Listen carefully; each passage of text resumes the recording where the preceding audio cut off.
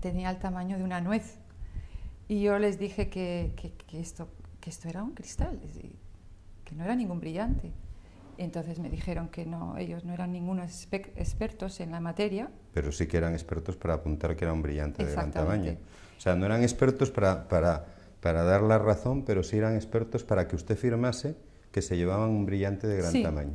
¿Y qué ocurre? Sí, y entonces dije, bueno, pero si no es un brillante, tengo que firmarlo aún así. Me dijo, aún así, fírmelo. ¿Y usted lo firmó? Claro, tuve que firmarlo. Ya, pues eso, no sé, yo no soy abogado, pero yo creo que eso es otro gravísimo delito por parte de la policía, hacerle firmar algo que realmente ni usted está de acuerdo ni es cierto que lo sea, como imagino que luego se demostró que era un cristal, ¿no? Bueno, está en su posesión, lo tienen ellos, o sea que luego me di cuenta de lo que se habían llevado, aparte del ordenador portátil de mi esposo. Se habían llevado también la cámara de vídeo y las cámaras digitales. Las que eran antiguas, que no eran digitales, las habían dejado. Solo se habían llevado las nuevas. Una cámara digital que me había regalado mi esposo por Navidad, se la habían llevado, pero la antigua no. Y otra cosa que se llevaron, y que es lo que más me duele de todo, es el reloj de mi esposo, que es la herencia de su padre. La única herencia que le dejaron, se lo llevaron. Hablaban de unas obras de arte de incalculable valor. Sí. Cuénteme lo de las obras de arte de incalculable valor, porque lo que más me divierte de todo este tema es aparte el ridículo tan impresionante que está haciendo esta gente. Bueno, esas obras de arte son unos cuadros que yo he pintado. Yo soy pintora. ¿Usted cotiza en el Thyssen o en el Museo del Prado? Ojalá. ¿O en el Museo de Arte Contemporáneo de Nueva York? Me gustaría muchísimo. ¿No? O sea, esas son las famosas obras de arte. Sí, mis cuadros. ¿Cuándo acabó el registro? ¿Aproximadamente a qué hora? Pues no lo sé exactamente. Yo llegué a los calabozos de Málaga a la 1:30 de la madrugada, con lo que pudo ser. ¿Cómo la trasladan desde su casa a los calabozos? En un coche de policía. En un coche de policía. Sí.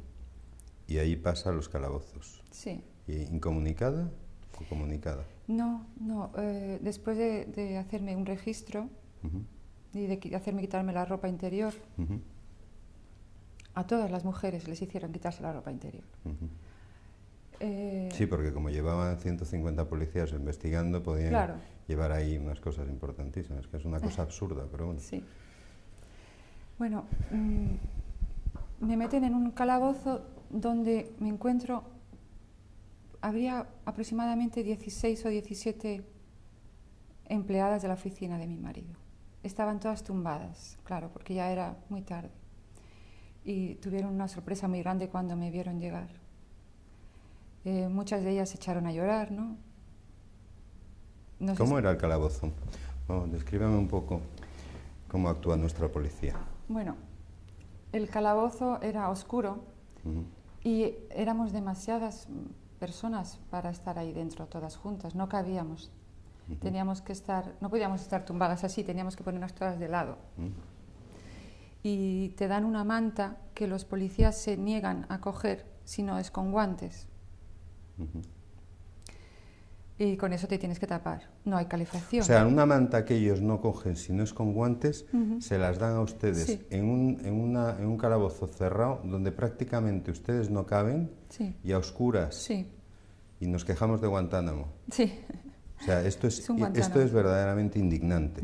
Es verdaderamente indignante y esperemos que esto cunda en la opinión pública porque los que han hecho todas estas atrocidades tienen que pagar. ¿Cuánto tiempo estuvieron ustedes en ese calabozo? Yo estuve más de 3 días. ¿Y durante esos 3 días sin salir de ese calabozo?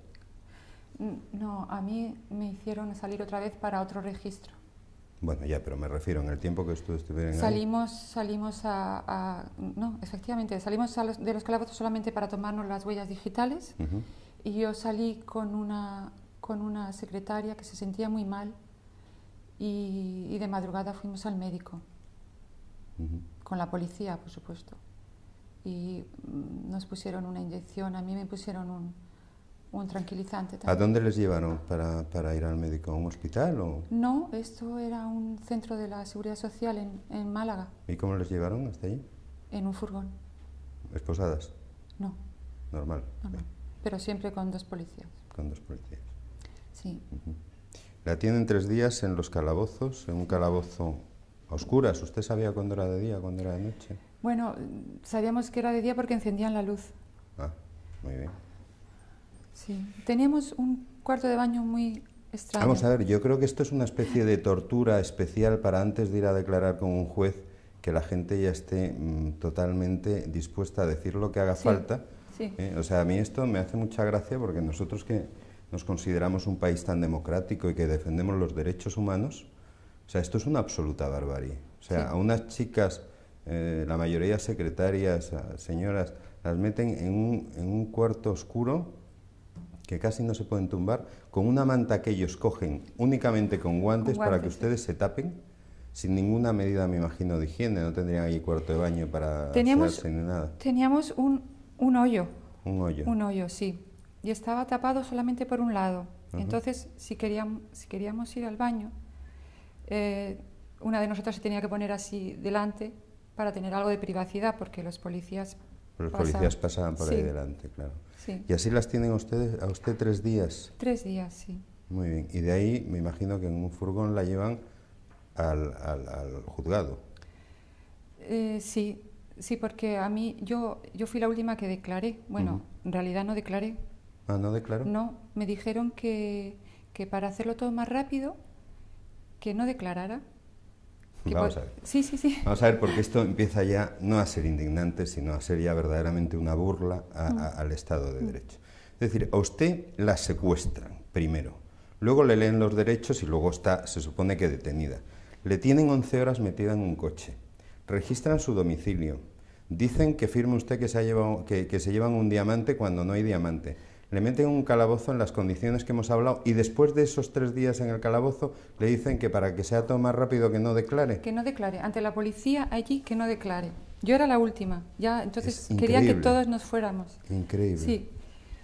Y entonces también me dijeron que yo había puesto como un abogado, había dado el nombre de mi abogado, ¿no? Y me dijeron que no, que él había renunciado, que yo tenía ahí un abogado de oficio. ¿Y era verdad que su abogado había renunciado? No. Bueno. O sea, esto es increíble. Sí. Y todo esto ocurre en la comisaría de Málaga. Sí, después de estar 3 días ahí. Y le dicen que su abogado ha renunciado y que le dan ellos el abogado que ellos quieren darle. Sí. Ya. Bueno, yo espero que estas cosas se investiguen, se averigüen y que los culpables vayan a la cárcel, indiscutiblemente, empezando por el que organizó todo este circo. Bueno, hay otro detalle también que es muy interesante, porque yo le dije ahí a la policía cuando subí a no declarar, pero me llamaron, ¿no? Les dije que yo sabía que tenía derecho a hacer una llamada. Y me dijo el policía, el jefe de la UDICO. ¿El jefe de la UDICO? Sí. Bueno, no sé si era el jefe o el subjefe, pero sé que era uno de los... ¿Sabe usted cómo se llama? No, fue la misma persona que me dijo lo de no sabe usted lo que ha hecho su marido. Ya.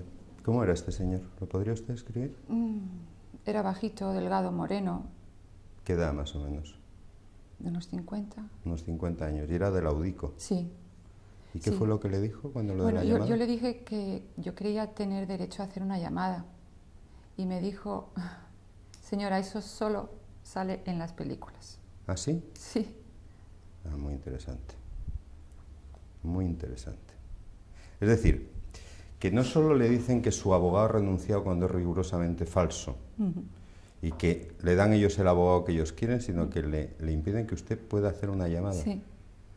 Es decir, intenta que continúe un secuestro de una forma velada, porque le han leído sus derechos de una forma un tanto ilegal, porque ya usted había sido retenida y subida en un coche, se había sido secuestrada, y aquí están intentando de alguna manera continuar con un secuestro. Y luego usted no declara.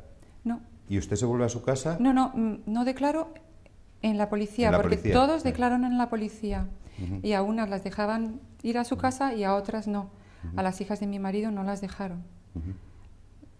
Volvieron a bajar a los calabozos conmigo. Y entonces a mí me dijeron que para aligerar todo, no declarar ahí.